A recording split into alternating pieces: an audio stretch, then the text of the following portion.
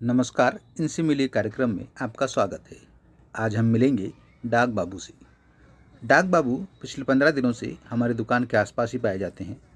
रोज़ सुबह जब मैं दुकान खोलने आता हूँ तो ये डाक बाबू दुकान के चबूतरे पर हमें यूं ही बैठे मिलते हैं जैसे कि आज बैठे हुए हैं, और बड़ी मिन्नतें करने के बाद में ये अपनी जगह छोड़ते हैं।